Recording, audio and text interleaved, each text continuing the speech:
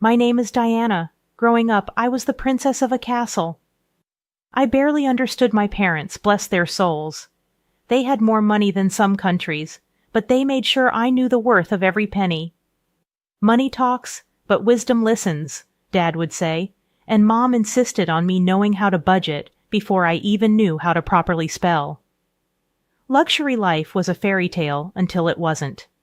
At 12, their private jet crashed, and my fairy tale turned into a stark, dark reality overnight. Grandma took me in. We lived in a modest house far removed from the opulence I was used to. It was a different kind of life, one where luxury was in the love and care, not the material. My inheritance was a distant promise locked away until I turned 25. So I adapted, learned, and thrived under Grandma's guidance. College was my escape and my grounding. That's where Alex came into the picture. He was as far from my world as one could get, a scholarship kid with a heart of gold and a wit that could cut through any pretense. We clicked in a way I never expected. Bringing him home to meet Grandma was a nerve-wracking experience. I hadn't told him about the money. Better he doesn't know. Not yet, Grandma had advised, and I saw the wisdom in her words. I wanted Alex to love me for me, not my bank account. Grandma, this is Alex, I introduced them, my stomach in knots. Nice to meet you, ma'am, Alex said, extending a hand that Grandma shook warmly. Sit, Grandma gestured, her eyes twinkling as she took in Alex's nervous posture.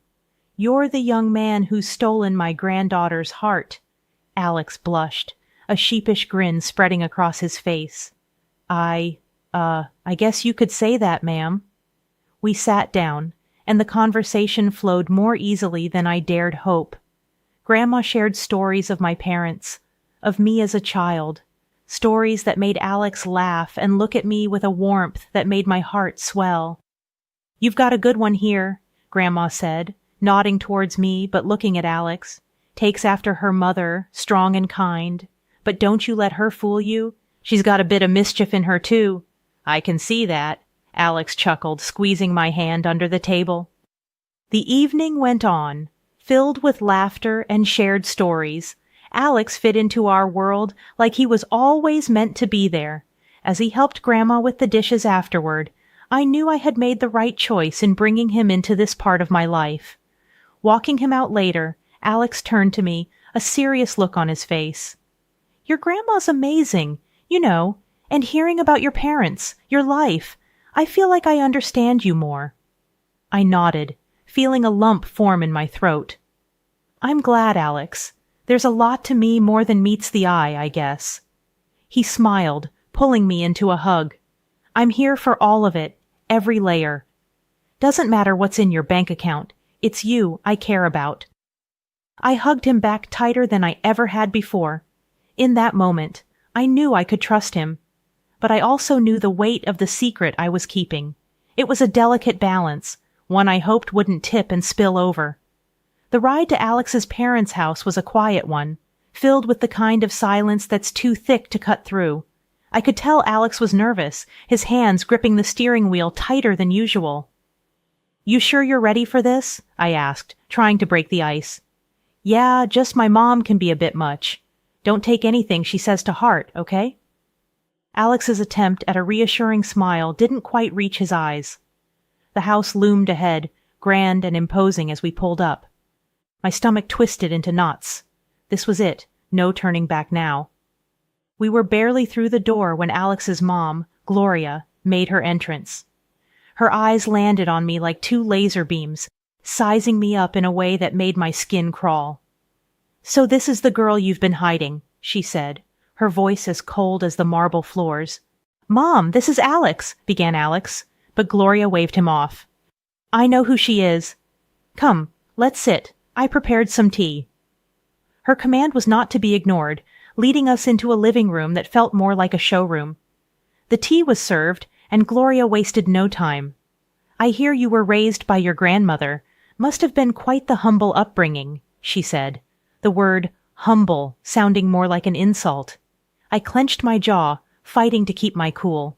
It was my grandma who taught me a lot about life, Important stuff, not just fluff. Gloria's lips twitched in a smirk. I see. And your parents, gone too soon? I heard. Tragic, really. How does one cope without the proper guidance? Alex jumped in, clearly uncomfortable. Mom, that's enough. Let's not— No, it's okay, Alex, I interrupted, feeling a surge of defiance. Yeah, my folks are gone, and yeah, it was tough, but I got through it. Made me who I am. Gloria sipped her tea, her gaze never wavering. Interesting. And what about your future, dear? Any plans, or are you just riding along on my son's coattails? That stung. I took a deep breath, reminding myself why I was here. I've got plans, big ones, and I don't need to ride on anyone's coattails to make them happen. The air was thick with tension. Alex, bless him, tried to change the subject. Mom, let's not do this, okay? We're here to enjoy each other's company. Gloria set down her teacup, a calculated move. I'm merely trying to understand the woman my son has chosen. You can't fault a mother for caring about her child's future. The back and forth felt endless, a verbal tug-of-war where no one was winning. Just when I thought I couldn't take any more, Alex's sister Lily made her entrance. Her eyes were curious but held an edge of judgment that matched her mother's. So, you're the famous girlfriend. Heard a lot about you, not all good, I might add, Lily said, her voice dripping with disdain. I was about to snap back when Alex stood up. That's enough, both of you. We came here in good faith to share a part of our lives with you. If that's not something you can respect, then maybe we should leave.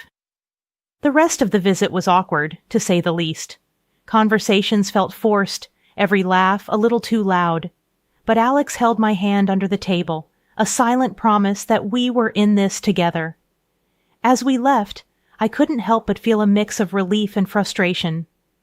I'm sorry about that, Alex said once we were in the car. They can be a bit intense.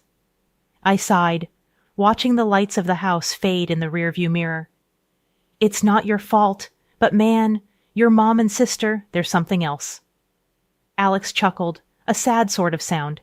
Yeah, they are. But hey, we survived, right?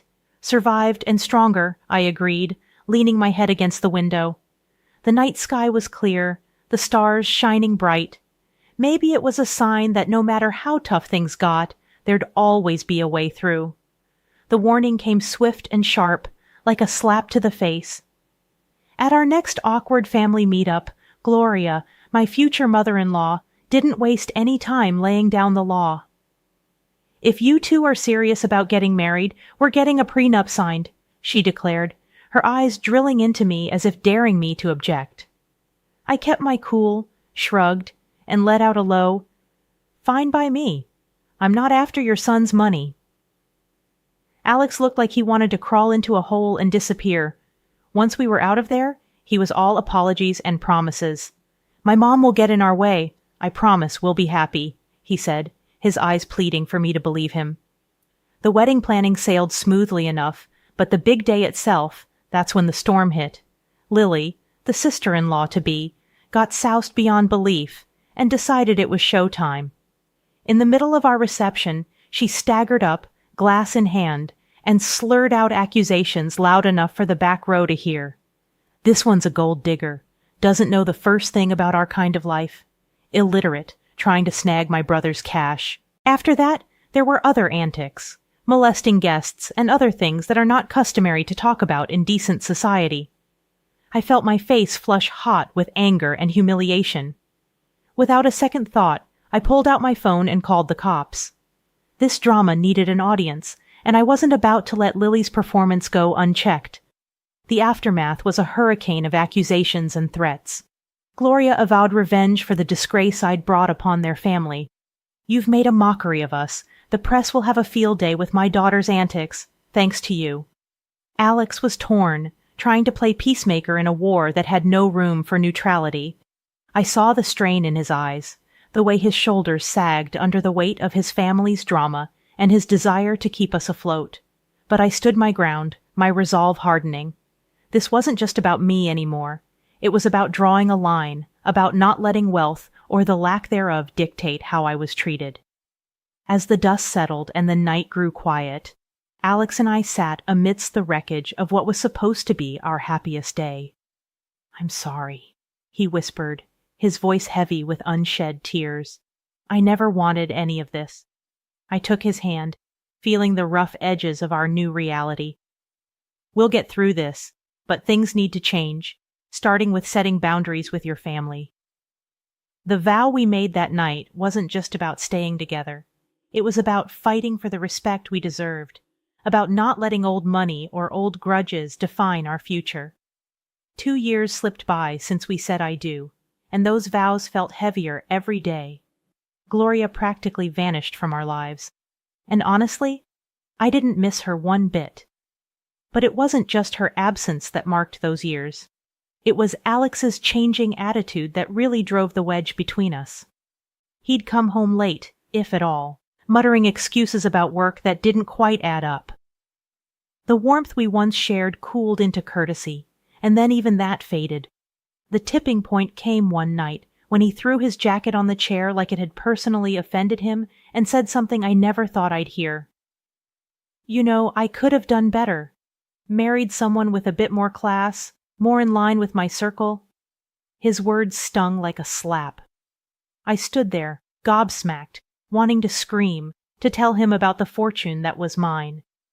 But Grandma's voice echoed in my head, advising patience, to see Alex for who he truly was.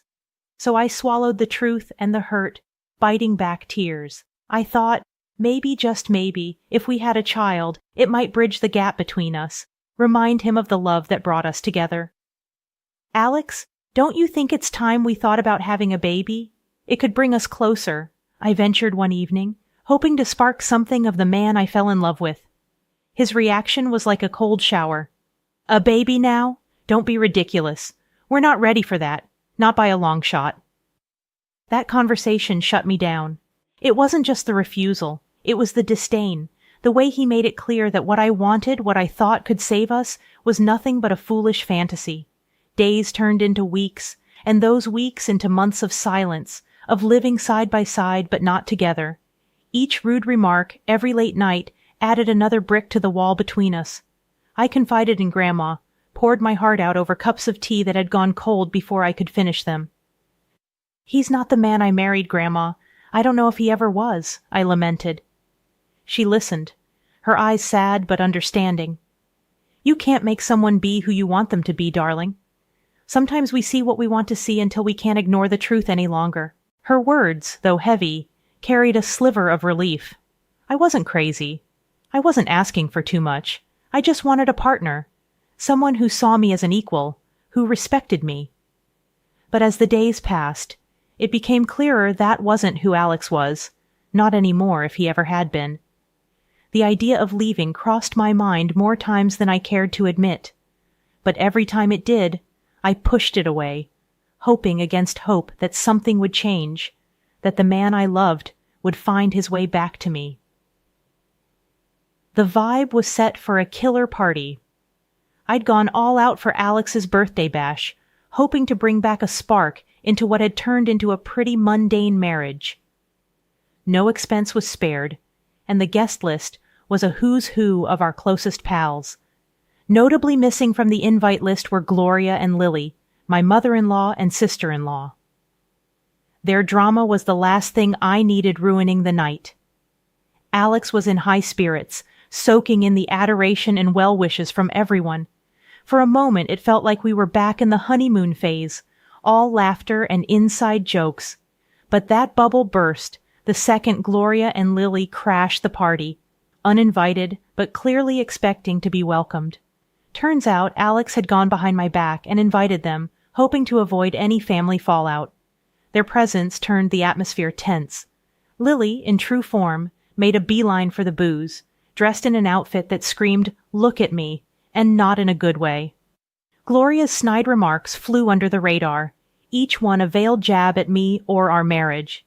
As the night wore on, Lily's antics escalated, fueled by champagne and a need to be the center of attention. She started a rant about me not fitting into their family, how I was unworthy of their name. It was a mess, and Alex was nowhere to be found, too busy playing the good son to notice the circus unfolding. The climax of the evening was when Lily, a few sheets to the wind, decided to air out some dirty laundry, waving around some documents. She slurred out insults, each word a knife. The spectacle ended with her stumbling into the pool, documents flying everywhere. I rushed over, more out of curiosity than concern, and gathered the scattered papers. My heart sank as I pieced together what they were. Divorce papers, signed by Alex. It was like a punch to the gut, each signature a betrayal. I stood there numb as the reality of the situation washed over me. My husband, the man I had vowed to spend my life with, had decided our journey was over without so much as a word to me. The party around me faded into a blur as I clutched the documents, Alex's signature glaring up at me, confirming what I didn't want to believe. This wasn't just a party to remember. It was the end of everything I thought we had. In the aftermath of the pool incident, I sought clarity amidst the chaos. My heart pounded as I approached Alex, holding the soaked documents that had unwittingly unveiled a truth I was unprepared for. "Alex, what's this about?" I demanded, my voice stronger than I felt, thrusting the divorce papers toward him. Before he could respond, his mother interjected with a smugness that made my skin crawl. "Oh dear, looks like your little scheme didn't work out, did it? Alex is leaving you. Thought you could trap him with a baby for his money." I stared at Alex, searching his eyes for any sign of the man I married, but he couldn't meet my gaze, his silence more telling than any words. With resignation, I signed the divorce papers. They were just a formality now, a closing chapter of a book I no longer wished to be part of. As the dust settled, Grandma approached, her presence a calming force. She didn't need to say anything. Her eyes conveyed volumes of empathy, understanding, and unspoken support that bolstered my resolve. It was then she decided to reveal the truth, not just to me, but to everyone present. "She doesn't need any of your money," Grandma declared, her voice steady and strong. "In a month, she turns 25 and will inherit a fortune far beyond what you could imagine. She's been raised to value people over wealth, to seek out genuine connections rather than financial gain." The room fell silent, the weight of her words hanging in the air. Gloria's face morphed from smugness to shock, then to a desperate kind of greed, as she quickly began backpedaling, her apologies as transparent as they were insincere. Alex, too, seemed suddenly eager to rewrite the narrative, insisting his intentions were never to hurt me, that he was merely influenced by his mother. But it was too late. The veil had been lifted, revealing the stark reality of our relationship and the motivations behind it.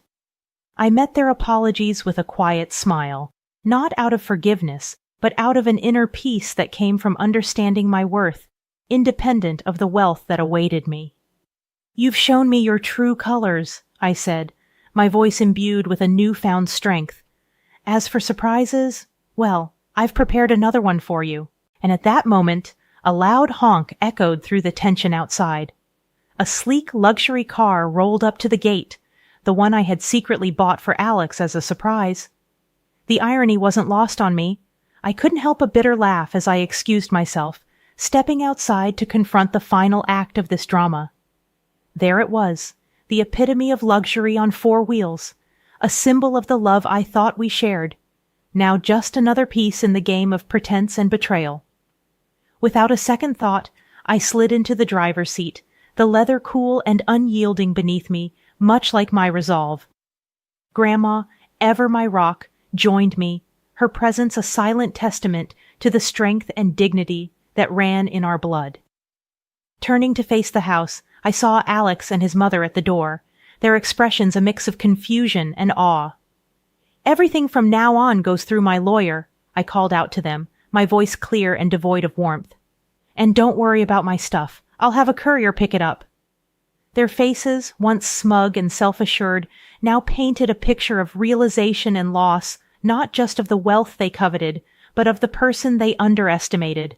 With that, I turned the key, the car's engine purring to life, a sweet sound that promised freedom and new beginnings. Grandma and I shared a look, a silent agreement that this was the first step toward a future unburdened by deceit and manipulation. After the revelations and dramatic exits, the air seemed clearer, as if the truth had not only unveiled the greed and deceit, but also cleansed the path ahead. It wasn't long before the first test of my newfound resolve came knocking, or rather calling. The phone rang, its shrill tones slicing through the calm like a knife. On the other end was none other than Lily, her voice dripping with an unfamiliar sweetness. "Hey, I just wanted to, clear the air between us. We're practically the same age, right? We could be friends." Lily's voice dripped with a saccharine sweetness that felt foreign coming from her. I couldn't help but let out a short, disbelieving laugh. The contrast between this tone and her usual disdain was stark. "Friends?" I echoed, the word feeling strange on my tongue. "You mean like how friends don't badmouth each other at parties or try to humiliate them in front of everyone?" There was a pause, a moment where I imagined I could hear the cogs turning in her head as she searched for a response. "Well, water under the bridge and all that," she attempted feebly. "Water into the pool, you mean?" I shot back, unable to resist the jab. The silence that followed was telling. It was clear that my refusal to play along had derailed her plans. "Fine, be that way," she snapped, her veneer of niceness crumbling away. "You'll regret this." I hung up, feeling a mix of amusement and sadness. It was a stark reminder of the facades people wear and the lengths they'll go to when faced with the consequences of their actions. The temptation to retaliate was there, a nagging thought in the back of my mind. I posted a video on social media of her falling into the pool. It went viral like wildfire. Within an hour, 1,000 people had liked it. My sister-in-law was internet famous. She tried to call me, demanding I take it down, but I just blocked her. I'm done with her fake sweetness and her nasty attitude. A week after that, my phone rang with a number I knew all too well. It was Gloria, her voice unnaturally sweet, offering an olive branch she hoped I'd grasp. "Let's put the past behind us for Alex's sake. Can't we reconcile?" she suggested, as if the wounds were mere scratches that could heal with a band-aid of words. "No, Gloria, that ship has sailed," I replied, firm but not unkind. There was no anchor in my voice, just a resolute peace. "I wish Alex well, but our paths are diverging." Not long after, Alex made his own attempts at a reunion. One morning, I found a bouquet of flowers at my doorstep, the card bearing a simple, "I'm sorry, please come back" message. The sight of them sparked more anger than affection. Without a second thought, I tossed them into the trash. His efforts didn't stop there. He tried to visit, showing up unannounced with the hope of talking things through. But I wasn't the same person he left behind. His presence, once a source of comfort, now felt like an intrusion. One evening, as he made yet another uninvited appearance, I met him at the door with a resolve as hard as steel. "If you don't stop this, I'm going to the police," I warned, my voice steady and firm. "Your apologies can't undo what's been done. It's over, Alex, really over." The gravity of my words finally seemed to reach him. His shoulders slumped, and with a final lingering look, he turned and walked away. That was the last I saw of him. In the time that followed, I threw myself into charity work. It became my passion, my purpose. Helping those truly in need, connecting with people who valued kindness over wealth, brought me a joy I hadn't known was missing. Living with Grandma, I found peace in our quiet routine. We'd sit and plan our next project, our next way to make a difference. It was during these moments I realized this was where I was meant to be. I had no illusions about the road ahead. It would be fraught with challenges, perhaps even heartache. But I also knew it would be filled with joy, with moments of unbridled happiness and the kind of love that enriches the soul. And so I live my life looking forward, not back. I work, I help, and I hope. I believe in a future where I'll find true love, not defined by wealth or status, but by genuine connection. And yes, one day, I'll have those 3 beautiful children I dream of. But for now, I'm content. I'm building a life of purpose, surrounded by love that doesn't ask for anything in return. This isn't just the end of a chapter, it's the beginning of a whole new book, and I'm the one writing it.